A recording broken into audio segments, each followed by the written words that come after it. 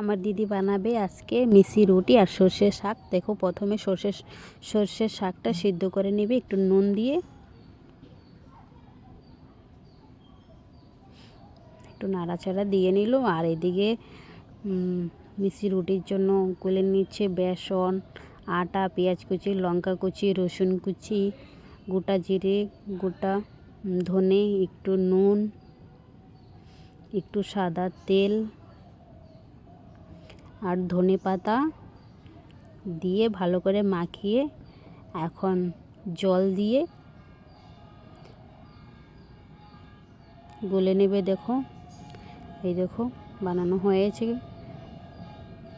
আর এদিকে কড়াইতে সাদা তেল ঢেলে দিল, জিরে, গোটা শুকনো লঙ্কা, পেঁয়াজ কুচি, রসুন কুচি, কাঁচা লঙ্কা কুচি, একটু নাড়াচাড়া দিয়ে টমেটো কুচি, নুন, হলুদ গুঁড়ো দিয়ে এখন সর্ষের শাকটা দিয়ে দিল।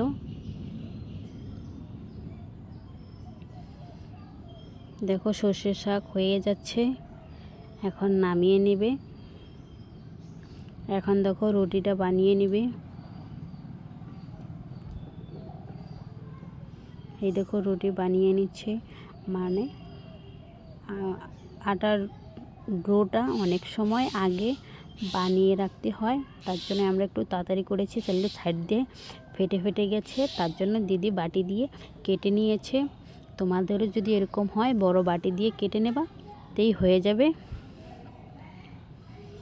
দেখো এখন দেখতে কত সুন্দর লাগতেছে, বাটি দিয়ে কেটে নিয়েছে, গোলও দেখা যাচ্ছে। দিদি বানিয়ে দিল আর আমি ভেজে নিচ্ছি। প্রথমে শুকনো একটু ভেজে নেব, তারপরে ঘি দিব। মিষ্টি রুটি ঘি দিয়ে ভাজতে হয়। এই দেখো আমি ঘি দিয়ে দিচ্ছি, দুপাশেই ঘি ভরিয়ে একটু ভেজে নেব।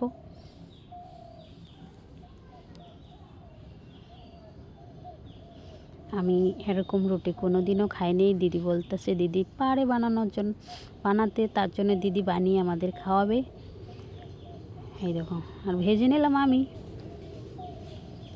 দেখো হয়ে গেছে, সবগুলোই ভেজে নেব। ভেজে দেখো থালা সাজিয়ে নিয়েছি। এখানে আছে সর্ষের শাক আর মিষ্টি রুটি। আমি একটু ছিঁড়ে দেখাচ্ছি তোমাদেরকে, দারুণ নরম হয়েছে। একটু ভরিয়ে আমি একটু খেয়ে নেই। আমার ভিডিওটা ভালো লাগলে লাইক, কমেন্ট, সাবস্ক্রাইব, শেয়ার করতে